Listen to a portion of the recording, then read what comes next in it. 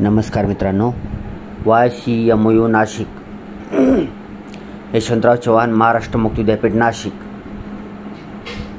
क्षेत्रीय प्रकल्प field project याविषयी आपण एक कार्यपुस्तिकेचा क्षेत्रीय प्रकल्प कार्यपुस्तिका त्याच्यावर एक व्हिडिओ बनवलेला आहे 14 एप्रिल 2024 रोजी. आता आज आपण काय बघणार आहोत? क्षेत्रीय प्रकल्प फील्ड प्रोजेक्ट अहवाल लेखन कसं करायचं. ती कार्यपुस्तिका होती त्या दिवशी.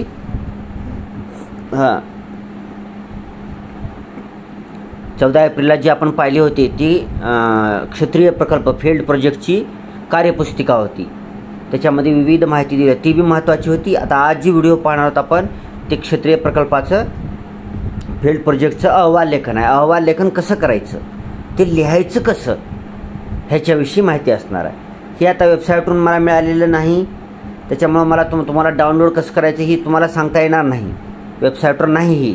ही जी मला मिळालेली आहे ही PDF जी क्षेत्रीय प्रकल्प फील्ड प्रोजेक्टचं अहवाल लेखनची PDF जी मिळालेली आहे ही मला आमच्या जवळच्या study centre YCMU Nashik, Yashwantrao Chavan Maharashtra मुक्त विद्यापीठ नाशिक यांच्या जवळच्या स्टडी सेंटरच्या सरांनी मला पाठवलेली आहे. त्याच्यामुळे मी तुम्हाला व्हिडिओ बनवून दाखवत आहे. आणि कदाचित ही PDF तुम्हाला तुमच्या कॉलेजमधून सुद्धा मिळेल, जिथं तुम्ही ॲडमिशन घेतलं आहे ते स्टडी सेंटरला, त्या स्टडी सेंटरला सुद्धा तुम्हाला ही PDF मिळेल. मिळालं नसेल तर त्यांना फोन करून ही PDF पाठवायला सांगायचं, त्यांना घेऊन यायचं त्यांच्याकडून. हे प्रत्येक ह्या स्टडी सेंटरला पाठवलेलं आहे मुक्त विद्यापीठानं. तुमच्या स्टडी सेंटरवरून घ्यायची PDF ही, ठीक आहे. आता माहितीच तो मी सांगतो, तुम्ही स्टडी सेंटरमधून ही घ्यायची प्रिंटआउट, ठीक आहे ना. प्रत्येक स्टडी सेंटर आलेलं आहे. लगेच व्हिडिओ चालू करूया. यशवंतराव चव्हाण महाराष्ट्र मुक्त विद्यापीठ नाशिक, मानवी विद्या व सामाजिक शास्त्र विद्याशाखा, क्षेत्रीय प्रकल्प फील्ड प्रोजेक्ट, ठीक आहे.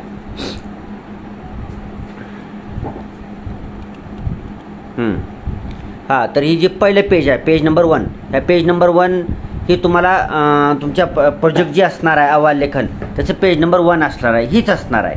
थोडक्यात तुम्हाला ही PDF प्रिंटआउट काढून घ्यायची आहे. थोडक्यात तुम्हाला सांगायचं असेल तर ही जी PDF आहे तुम्हाला ह्याची कलर प्रिंटआउट घेतली तर खूपच चांगलं होईल, नाहीतर ब्लॅक अँड व्हाईट करून प्रिंटआउट काढून घ्यायची आहे तुम्हाला. आणि त्या प्रिंटआउटवर आता जी इथं रिकाम्या जागा राहिली आहे ती भरून घ्यायची आहे तुम्हाला आणि सबमिट करायची. थोडक्यामध्ये सोपं करून दिले विद्यापीठानं. असं तुम्हाला PDF मिळेल कॉलेजमधून. फील्ड प्रोजेक्टची अहवाल लेखनची कॉपी द्या म्हणायचं, ती घ्यायचं, त्याची कलर प्रिंटआउट किंवा ब्लॅक अँड व्हाईट प्रिंटआउट काढायचं आणि ती भरून पुन्हा कॉलेजमध्ये सबमिट करायचं आहे. क्षेत्रीय प्रकल्प फील्ड प्रोजेक्ट ऑनलाईन सबमिट करायचा नाही, तो ऑफलाईन आपल्या स्टडी सेंटरला जमा करायचा आहे. स्वतःच्या हस्ताक्षरात लिहायचं आहे, दुसऱ्याच्या हस्ताक्षरात चालत नाही, ठीक आहे. आता ह्याची लास्ट डेट क्षेत्रीय प्रकल्प फील्ड प्रोजेक्टची किती आहे तुम्ही प्रत्येक स्टडी सेंटर वाईज वेगळी असण्याची शक्यता आहे. तरी पण तुम्ही लवकरात लवकर जमा करायचं आहे स्टडी सेंटरला, किंवा स्टडी सेंटरचे जी कोऑर्डिनेटर असतात, समंत्रक सर असतात, त्यांना विचारायचं आहे की शेवटची तारीख किती आहे क्षेत्रीय प्रकल्प सबमिट करायची. ऑफलाईन सबमिट करायची ध्यानात ठेवायचं, ठीक आहे. पहिल्या पेजवर काय काय माहिती, तुमचा शिक्षणक्रम भरायचा आहे. जर एखाद्याचं समजा MA हिस्ट्री असेल तर MA हिस्ट्री लिहायचं आहे. इथं सांकेतांक आहे MA हिस्ट्रीचा M60 लिहून टाकायचं. ज्येष्ठांचा अलग बरं का, ज्येष्ठांचा. आता काही लोकांचा मराठी आहे, MA मराठी आहे, तर त्यांनी काय करायचं, शिक्षणक्रमाच्या ठिकाणी MA मराठी टाकायचं. सांकेतांक M49 आहे MA मराठीचं, ठीक आहे. आणि विशेष एक गोष्ट, हा क्षेत्रीय प्रकल्प फील्ड प्रोजेक्ट जो आहे तो कोणाला आहे, फक्त PG म्हणजे पोस्ट ग्रॅज्युएट डिग्रीलाच लागू आहे, बाकीच्यांना लागू नाही. PG पोस्ट ग्रॅज्युएट डिग्री, ठीक आहे. मग पोस्ट ग्रॅज्युएट डिग्रीमध्ये सुद्धा ज्या विद्यार्थ्यांनी 2023-24 या शैक्षणिक वर्षामध्ये फर्स्ट इयरला प्रवेश घेतला आहे त्यांच्यासाठी आहे हा, ठीक आहे. अगोदरच्या विद्यार्थ्याकरता नाही. आणि एक सोपं करून दाखवतो तुम्हाला की हा जो प्रोजेक्ट आहे तो 2023-24 शैक्षणिक वर्षात फर्स्ट इयरला ॲडमिशन घेतलेला, तसेच 2023-24ला NEP 2020 नॅशनल एज्युकेशन पॉलिसी 2020 पॅटर्ननुसार PG कोर्सेसला ॲडमिशन घेतलेलं आहे त्यांना लागू आहे. म्हणजे त्यांच्या ॲडमिशनवर तुम्हाला दिसेल NEP 2020 पॅटर्न म्हणून. मग अशा लोकांसाठी आहे. ते कोणकोणते आहेत तर MA हिस्ट्री आहे M60, MA मराठी आहे M49 आहे, पुन्हा MA ही MA पब्लिक ॲडमिनिस्ट्रेशन आहे, MA उर्दू आहे, पुन्हा MA आणि कोणतं आहे, उर्दू झालं, मराठी, इतिहास, हिंदी, पब्लिक ॲडमिनिस्ट्रेशन असं ही झालं. पुन्हा सायन्सवाल्यासुद्धा लागू आहे का नाही तुम्ही खात्री करून घ्या. ही तर ह्याला तर लागूच आहे. आपले जी ही आर्ट्सची जी PG आहेत त्यांना लागू आहे. सायन्सवाल्याचं तुम्ही एकदा खात्री करून घेणं गरजेचं आहे. ठीक आहे. तर ही फॉर्मॅट आहे. शैक्षणिक वर्ष टाकायचं आहे आपल्याला, क्षेत्रीय प्रकल्पाचे शीर्षक टाकायचं, विद्यार्थ्याचे नाव, कायम नोंदणी क्रमांक, मार्गदर्शकाचे नाव, विद्यार्थी सहायता केंद्राचे नाव, प्रकल्प सादर केल्याचा दिनांक. हे पेज नंबर 2 घेऊ तर आपण प्रतिज्ञापत्र. ह्या प्रतिज्ञापत्रामध्ये तुमचं नाव टाकायचे आणि माहिती भरून घ्यायची आहे. ठीक आहे. विद्यार्थ्याची स्वाक्षरी, ठिकाण, दिनांक करायचं. खूप सोपं करून दिलेलं आहे. आता ही जी फॉर्मॅट आहे ही फॉर्मॅट फक्त MAच्या विद्यार्थ्याकरता आहे. MSc वाल्यांचं थोडंसं चौकशी केलेलं बरं. त्याचा फॉर्मॅट वेगळा असू शकतो ना. ही मराठी माध्यमातून दिसलेला आहे फॉर्मॅट. त्याने आपल्या स्टडी सेंटरला चौकशी केलेलं बरं. आता ही फॉर्मॅट MA मराठी तसेच सगळे जेवढे MA आहेत मराठी माध्यमातले त्यांना लागू आहे. तरी पण एकदा तुमच्या स्टडी सेंटरला खात्री करून घ्या की हाच फॉर्मॅट आहे का. त्याच्याकडून प्रिंटआउट घ्यायचं आहे तुम्हाला. अनुक्रमणिकेमध्ये तुम्हाला चॅप्टर वाईज नाव टाकायचं आहे. क्षेत्रीय प्रकल्प कार्यासाठी महत्त्वाचे मुद्दे आहेत. आता ह्याच्यामध्ये कसं लिहायचं ही सुद्धा दिलं आहे बरं का. एक विशेष गोष्ट, ती कार्यपुस्तिकाची जी होती 14 एप्रिलला आपण टाकलेली, अपलोड केलेली, त्याच्यात पण लिहिलं होतं, ह्याच्यात पण लिहिलं आहे. तुम्ही ध्यान करा. क्षेत्रीय प्रकल्प कार्यासाठी महत्त्वाचे मुद्दे. खालील मुद्द्यांच्या आधारे आपल्या क्षेत्रीय प्रकल्प कार्याच्या तपशीलवार नोंदी कराव्यात. अंतर्गत आणि अंतिम मूल्यमापन करताना या नोंदी तपासल्या जातील. एवढ्या नोंदीचा तुम्हाला उल्लेख करायचाच आहे तुमच्या क्षेत्रीय प्रकल्पामध्ये. पहिलं काय आहे, क्षेत्रीय प्रकल्प निष्कर्ष क्षेत्रीय प्रकल्प शीर्षक. हे तुम्हाला शीर्षकसुद्धा महत्त्वाचं आहे. नंबर 2 प्रस्तावना. क्षेत्रीय प्रकल्पासाठी निवडलेली समस्या, समस्या सूत्र, समस्या विधान, व्याप्ती आणि मर्यादा हे सुद्धा महत्त्वाचं आहे. एक मिनिट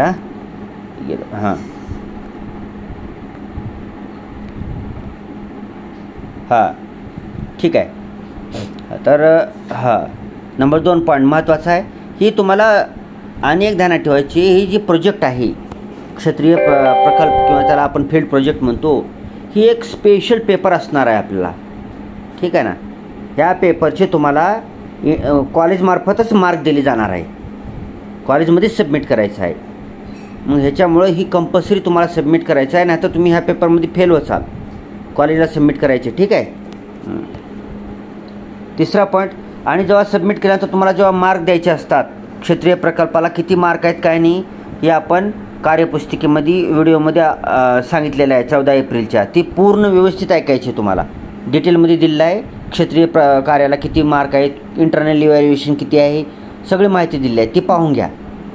आता ह्याच्यामध्ये काय दिलेलं आहे की तुमचं जेव्हा ही जी प्रोजेक्ट आहे ही तपासताना तुमच्या एवढ्या गोष्टीवर त्यांनी मूल्यमापन करताना ध्यान ठेवणार आहेत. पहिलं आपण 2 नंबरची प्रस्तावना, पहिला 3 नंबर संदर्भ साहित्याचा आढावा, अभ्यास विषयाच्या समस्येबद्दल आणि संशोधनातील तफावत आवश्यकतेनुसार. 4था पॉईंट तपासणारे काय पाहणार आहेत, क्षेत्रीय प्रकल्पाच्या अभ्यास विषयाची उद्दिष्टे. 5वा पॉईंट क्षेत्रीय प्रकल्पाच्या अभ्यास विषयाची परिकल्पना. 6वा पॉईंट संशोधन पद्धती, तथ्य संकलनाची साधने, संकल्पनात्मक किंवा सैद्धांतिक चौकट आवश्यकतेनुसार. 7वा पॉईंट असणार आहे संदर्भ सूची, परिशिष्ट आवश्यकतेनुसार. त्याच्यामध्ये 4 आहेत. आकडेवारीचे तक्ते, संबंधित कायदे, न्यायालयीन निवाडे, शासकीय दस्तावेज, परिपत्रके, योजना माहितीपत्रके, राजपत्रे, घोषणापत्रे, जाहीरनामे, छायाचित्रे, नकाशे, संक्षिप्त रूपे, सर्वेक्षणासाठीची प्रश्नावली, अनुसूची. वरील मुद्द्यांच्या आधारे आपल्या क्षेत्रीय प्रकल्प कार्याच्या तपशीलवार नोंदी पुढील भागात कराव्या. ठीक आहे. क्षेत्रीय प्रकल्प अभ्यास विषयाची समस्या, समस्या सूत्र, समस्या विधान कसे केले याबाबतच्या नोंदी. आता तुम्हाला ह्याचं उत्तर लिहायचं आहे. ऑलरेडी प्रिंटेड दिलेलं आहे तुम्हाला. ह्याच्या खाली उत्तर लिहून टाकायचं. पुढचा पेज पाहूया. निवडलेल्या अभ्यास विषयाच्या संबंधित संदर्भ साहित्याचा आढावा, त्यासाठी ग्रंथालय भेट याबाबतच्या नोंदी. ही पण इथे लिहायचं आहे तुम्हाला. क्षेत्रीय प्रकल्पासाठी केलेला संवाद, चर्चा, पत्रव्यवहार इत्यादीच्या नोंदी इथं करायचं आहे.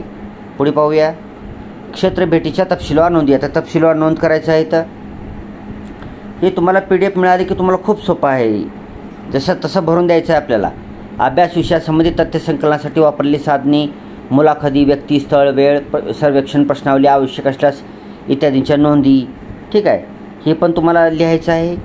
वरील मुद्द्यांच्या व्यतिरिक्त इतर माहिती काय असेल तरी ते लिहायचं आहे. पुढे क्षेत्रीय प्रकल्प सादरीकरणाचा आराखडा. आता आराखडा दिलेला आहे. याच्यामध्ये क्षेत्रीय प्रकल्प शीर्षक वरी पाहिलेला आहे आपण. प्रमाणपत्रे, अनुक्रमणिका, तक्त्यांची यादी, आलेख सूची, नकाशे, संक्षिप्त रूपे, प्रस्तावना, क्षेत्रीय प्रकल्पासाठी निवडलेली समस्या, विधान, व्याप्ती आणि मर्यादा, संदर्भ साहित्याचा आढावा, अभ्यास विषयाच्या समस्येबद्दल आणि संशोधनातील तफावत, आवश्यकतेनुसार क्षेत्रीय प्रकल्पाच्या अभ्यास विषयाची उद्दिष्टे, क्षेत्रीय प्रकल्पाच्या अभ्यास विषयाची परिकल्पना, संशोधन पद्धती, तथ्य संकलनाची साधने, संकल्पात्मक किंवा सैद्धांतिक चौकट, आवश्यकतेनुसार क्षेत्रीय प्रकल्प अहवाल, लेखन, निष्कर्ष आणि शिफारशी, उपाययोजना, संदर्भ सूची, परिशिष्ट, आवश्यकतेनुसार आकडेवारीचे तक्ते, संबंधित कायदे, न्यायालयीन निवाडे, शासकीय दस्तावेज, परिपत्रके, योजना माहितीपत्रके, राजपत्रे, घोषणापत्रे, जाहीरनामे, छायाचित्रे, नकाशे, संक्षिप्त रूपे, सर्वेक्षणासाठी प्रश्नावली, अनुसूची. वरी अगोदरच आपण त्याच्यामध्ये बघितलेलं आहे सगळीकडे, तरी पण अनेकदा ह्यांनी माहिती दिलेली आहे. ठीक आहे. पुढे आता क्षेत्रीय प्रकल्प अहवाल आराखड्याचे विश्लेषण कसं करायचं दिले तुम्हाला. क्षेत्रीय प्रकल्पाचे शीर्षक समर्पक तसेच परिपूर्ण आणि स्वयंस्पष्ट असावे. आता इतर अनेक चांगलं करून दिलेलं आहे आपल्याला. वरी माहिती आपल्याला जी भरायची होती ते तुम्हाला अतिशय व्यवस्थितपणे कसं भरायचं इथं माहिती दिलेलं आहे. ठीक आहे. त्या आराखड्याचं जे वरी आराखडा पाहिलो आपण त्याचं विश्लेषण इथं दिलेलं आहे. डिटेलमध्ये माहिती दिलेली आहे. म्हणजे आणि सोपं झालं आपल्याला. सोपं झालेलं आहे. पहिला पॉईंट, क्षेत्रीय प्रकल्पाचे शीर्षक निवडताना काय करायचे तुम्हाला. क्षेत्रीय प्रकल्पाचे शीर्षक समर्पक तसेच परिपूर्ण आणि स्वयंस्पष्ट असावे. प्रस्तावना कशी लिहायची ती पण दिले. वरी आपण प्रस्तावना पाहिलं होतं. प्रस्तावनेचा तक्ता त्याच्यामध्ये काय लिहायचे इथे दिले ती बघून घ्यायचं आहे. आपण निवडलेल्या क्षेत्रीय प्रकल्प अभ्यास विषयाची थोडक्यात माहिती लिहावी. थोडक्यात लिहायची प्रस्तावना. आपल्याला या विषयावर क्षेत्रीय प्रकल्प करणे का आवश्यक वाटले याचे स्पष्टीकरण द्यावे. आपल्या दृष्टीने क्षेत्रीय प्रकल्प अभ्यास विषयाचे महत्त्व काय आहे, त्याची व्याप्ती काय आहे आणि मर्यादा नमूद कराव्यात. उद्दिष्टे, क्षेत्रीय प्रकल्प कोणत्या दृष्टिकोनातून केला जाणार आहे तसेच त्याचा उद्देश यामध्ये स्पष्ट करावा. ठीक आहे. हां, हे उद्दिष्ट लिहायचं तुम्हाला. परिकल्पना गृहीतके, क्षेत्रीय करिता प्रकल्पासाठी निश्चित केलेल्या परिकल्पनांची नोंद करावी. बरोबर आहे. पुढे संशोधन पद्धती काय करायची आपल्याला. क्षेत्रीय प्रकल्पासाठी कोणत्या पद्धतीचा अवलंब केला आहे, कोणती संकल्पनात्मक किंवा सैद्धांतिक चौकट वापरली आहे याची तसेच नमुना निवडीची नोंद करावी. प्राथमिक तथ्य संकलनासाठी मुलाखत, अनुसूची, प्रश्नावली, क्षेत्रभेट, गटचर्चा, निरीक्षण, आवश्यकतेनुसार यापैकी कोणती साधने वापरली आहेत याचा उल्लेख करावा. क्षेत्रीय प्रकल्प अहवाल लेखन, संशोधकांनी निवडलेल्या क्षेत्रीय प्रकल्पासंबंधी मिळवलेली माहिती आणि आकडेवारीचे चिकित्सक दृष्टिकोनातून विश्लेषण करावे. बरोबर आहे. पुढे निष्कर्ष व उपाययोजना, शिफारशी, क्षेत्रीय भेटीनंतर मिळवलेल्या आकडेवारी किंवा माहितीचे चिकित्सक दृष्टिकोनातून विश्लेषण केल्यानंतर आलेले निष्कर्ष व उपाययोजनाची नोंद करावी. ठीक आहे. म्हणजे इथं तुम्हाला वरी जी माहिती आपण बघितली होती ती कशी लिहायची दिलेली आहे. खूप सुंदर दिलेलं आहे. त्याच्यामुळे आपले अनेक डाऊट तुमचे क्लिअर झाले असतील. व्हिडिओ पूर्ण बघत जावा अगोदर. शेवटपर्यंत व्हिडिओ बघत नाही आपण. थोडासा व्हिडिओ बघतो पुन्हा कट करून टाकतो. पुन्हा आता मला कमेंट वगैरे करतात. पूर्ण व्हिडिओ बघा. पूर्ण व्हिडिओ बघून काय अडचण नाही तर कमेंट करा. हां, पुन्हा कुठपर्यंत आलं तर आपलं. हां, ठीक आहे. हां, क्षेत्रीय प्रकल्प अहवाल लेखन, संशोधकांनी वरचे घेतले का आपण. गटचर्चा, क्षेत्रभेट. ओके. क्षेत्रीय प्रकल्प अहवाल लेखन, संशोधकांनी निवडलेल्या क्षेत्रीय प्रकल्पासंबंधी मिळवलेली माहिती आणि आकडेवारीचे चिकित्सक दृष्टिकोनातून विश्लेषण करावे. निष्कर्ष व उपाययोजना, शिफारशी, क्षेत्रीय भेटीनंतर मिळवलेल्या आकडेवारी किंवा माहितीचे चिकित्सक दृष्टिकोनातून विश्लेषण केल्यानंतर आलेले निष्कर्ष व उपाययोजनाची नोंद करावी. संदर्भ सूची, क्षेत्रीय प्रकल्प निश्चित करताना तसेच अहवाल लेखन करताना कोणकोणत्या संदर्भाचा आधार घेतला त्या सर्वांची नोंद करावी. वरील मुद्द्यांच्या आधारे क्षेत्रीय प्रकल्प कार्याचे लेखन येथून पुढे करावे. ठीक आहे. चालते. आता वरची बी माहिती तुम्हाला भरायचं आहे आणि ही बी माहिती भरायचं आहे. आता क्षेत्रीय प्रकल्पाचे शीर्षक आहे इथं द्यायचं आहे तुम्हाला. ठीक आहे. इथं द्यायचं आहे. पुढे हां, पुढे ओके. एक मिनिट. हां, आपण शेवटपर्यंत बघूया. ठीक आहे. हे रिकामे पेज आहेत. ओके, ठीक आहे. रिकामे पेज आहेत. ठीक आहे. चालते. म्हणजे ऑलरेडी आपण जी वरी आराखडा बघितला होता त्या आराखड्यानुसार खाली लिहायचं आहे. ठीक आहे. चांगलं आहे. ओके. हे विश्लेषण पाहिलेलं आहे आपण. ओके. हां, आता ही जी आराखडा दिसते तुम्हाला. ओके, ठीक आहे. एकच मिनिट. ही तुमचं पहिले पेज असणार आहे. ही तुम्हाला ओळखू येण्यासाठी तुमचाच प्रोजेक्ट आहे. पहिले पेज, हे दुसरे पेज असणार आहे, हे तिसरे पेज असणार आहे, मार्गदर्शकाचं राहणार आहे. ओके, अनुक्रमणिका करायचं आहे तुम्हाला. हां, ही मुद्दे आहेत तुम्हाला क्षेत्र भेटीसाठी.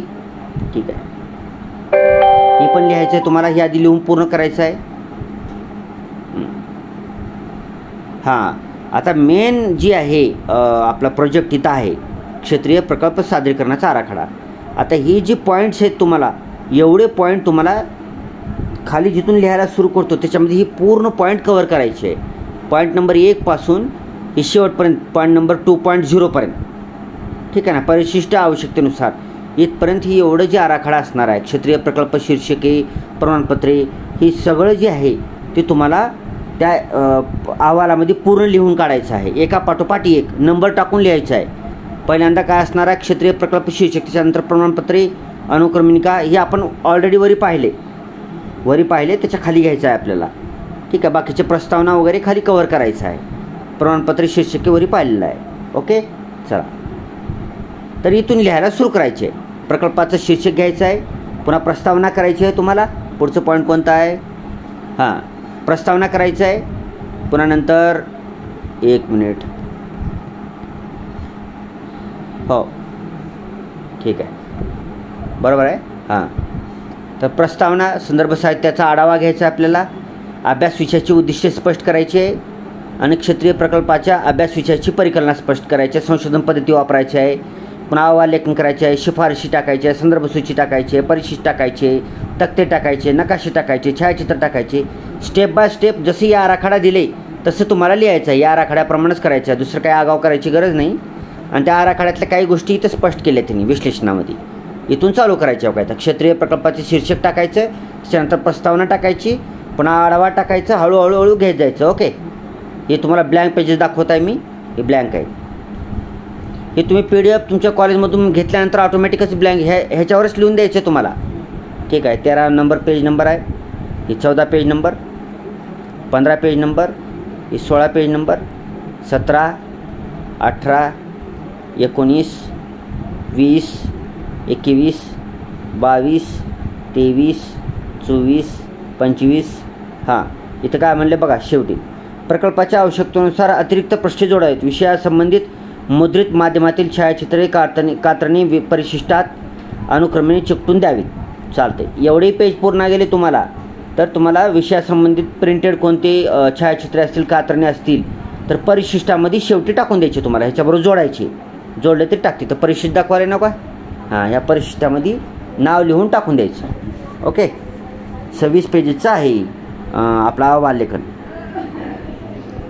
चांगल्या प्रकारे करायचं, काही टेन्शन घ्यायचं नाही. आराखड्याप्रमाणे बनवायचं आहे. आणि जर तुम्हाला ह्याच्यात काही अडचण आली तर स्टडी सेंटरच्या सरांना संपर्क साधायचे आहे. तिथेही काही अडचण आली तर काय नाही, डायरेक्ट गुगलवर सर्च करायचं आणि गुगलवरली माहिती उचलू प्रत्येक ठिकाणी टाकून द्यायची. अतिशय सोपं आहे, तेवढं घाबरायची गरज नाही. हळूहळू तुम्ही आधी समस्या निवडा. समस्या निवडल्यानंतर एक आता समस्येची जी माहिती आहे ती तुम्हाला तुमच्या स्टडी सेंटरमधून मिळेल. कारण प्रत्येकाची समस्या वेगळी असणार आहे. तुम्हाला तिथं नोंद करून घ्यायची आहे. तुम्हाला एक ध्यानात ठेवा, समस्या तुम्हाला स्वतः निवडता येणार नाही, तिथं कॉलेजमध्ये जाऊन निवडायची आहे. ठीक आहे ना, किंवा कॉलेजवाल्या सरांनी तुम्हाला प्रत्येकाला एक समस्या दिली तर त्याप्रमाणे लिहायचं आहे. ओके, तुम्हाला सगळ्यांना प्रोजेक्ट लिहिण्यासाठी all the best. Thanks for watching. Subscribe करा चॅनलला, व्हिडिओला शेअर करा आणि व्हिडिओला लाईक करायला विसरू नका. Thanks for watching.